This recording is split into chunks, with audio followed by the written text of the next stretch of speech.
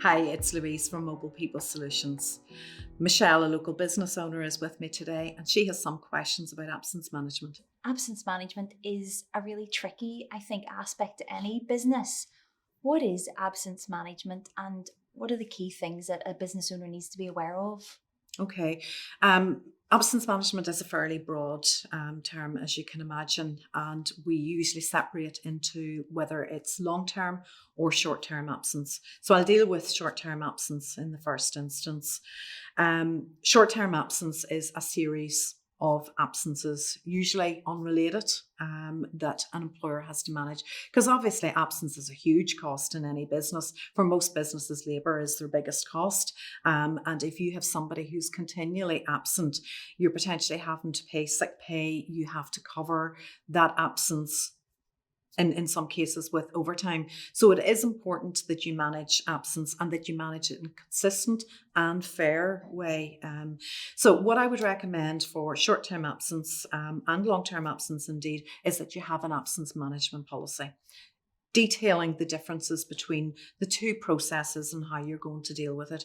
So with short-term absence, I would recommend that you define the trigger points. So it's what level of absence that you think is acceptable in your organization. So somewhere between 3 and 4 absences in a 12-month period usually triggers some form of action.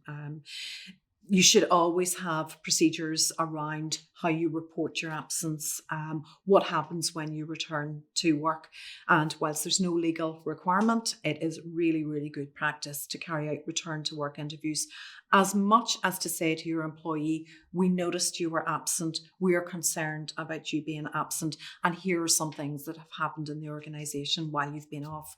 On the other side of things, it is about having a record of understanding why that individual was off, and maybe there's something that you need to do immediately to ensure that that person isn't absent again. When an employee hits trigger points, the consistency is that everybody is treated the same way at the point that they reach the trigger point. There's sometimes when that escalates through to a disciplinary, that there are mitigating circumstances. For one employee with 3 trigger points and another with 3 trigger points, one person may get a verbal warning and the other there may be no further action.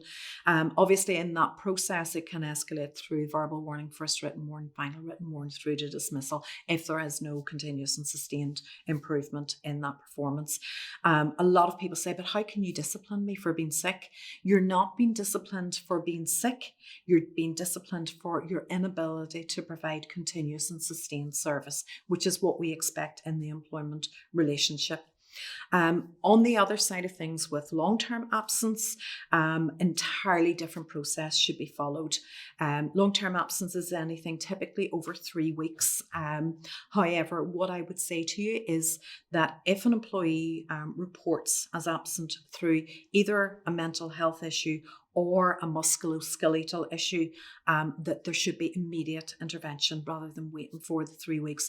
The earlier you can get in as an intervention, the more likely you will of getting that employee rehabilitated back into the business. So what do I mean by intervention? In the case of musculoskeletal, I would say an immediate referral to physiotherapy.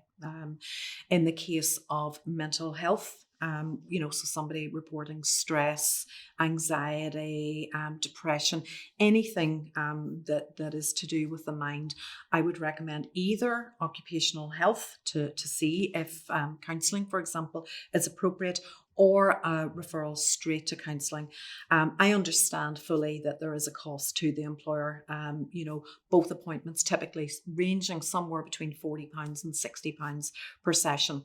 But if you have company sick pay, obviously the cost is higher. If you're even only paying SSP at £95, what I would recommend is a course of 6, either physiotherapy or counselling. You're talking £240. That's 2.5 weeks of SSP. For every week that you're able to get your employee back to work earlier, you have saved that cost of SSP. And fundamentally, as I say, if you don't have intervention, that employee may never return to work. So Particularly when you look at NHS, if you go to a doctor, you could potentially wait 13 weeks to get a referral even to a counselling service or to physiotherapy. And then that waiting list may be another 13 weeks, in which case you're 6 months down the line. You've paid 6 months worth of SSP. You've got holiday accrual in that period of time. So absolutely, it is very, very cost effective to intervene at that very, very early stage. In other examples, after 3 weeks, you should be conducting a welfare meeting with the employee to understand from them what the issue is, if there's anything that you can do to put in place to get them back to work earlier than is being predicted. Then you should be referring to occupational health, and let's get the expert guidance. Those occupational health physicians or advisors understand the workplace much better, and that's the nature of their role, is that they understand the impact of the sickness or the illness in the work environment, where a doctor is purely looking at the sickness itself. So they're in a unique position to be able to advise you what you can do. There may be some reasonable adjustments that you can make that will mean that employee is able to return to work. If the employee doesn't look and the medical evidence shows that they are not going to be able to return to work, there is a reasonable length of time for that absence before you can make a decision as to their ongoing suitability for employment with your organisation. And subject to the medical opinion supporting a potential ill health dismissal, you can terminate that employee on the grounds of incapability due to ill health. The watch out, of course, is always going to be disability, as to whether, even in short-term absence or long-term absence, whether an absence, an illness, has a potential impact on disability. Because obviously there is recourse if that individual says that they were dismissed because of their disability. That's something you need to be very mindful of. Of course, you need to be aware that there's a disability in the first place, and particularly if you get medical evidence in the case of a long-term absence, they should be able to guide you as to whether this condition is likely to be deemed to be a disability. And just touching on that, Louise, you talked about reasonable adjustment. What do you mean by that? Well, the reasonable adjustment came in through the Disability Discrimination Act, and that places an onus on employers to put reasonable adjustments in place. As an employer, it's quite hard to determine what a tribunal would necessarily view as reasonable in the circumstances.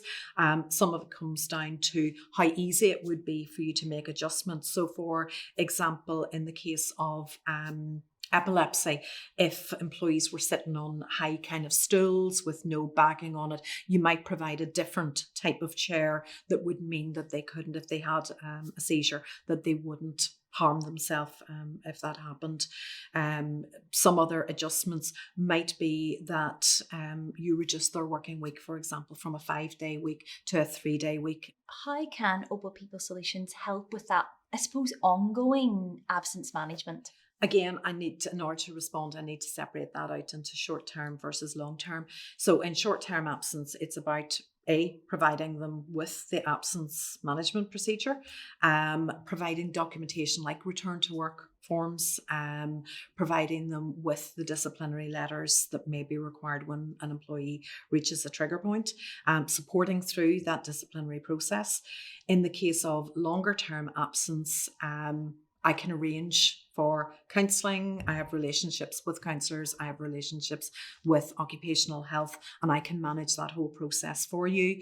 I regularly would carry out return to work interviews with the employees where the employer sometimes doesn't feel comfortable or thinks that they might be able to tell somebody independent, they might be able to open up more. So I do that range of services. I also support employers if they have to make the decision around capability due to ill health. I support them in that decision making.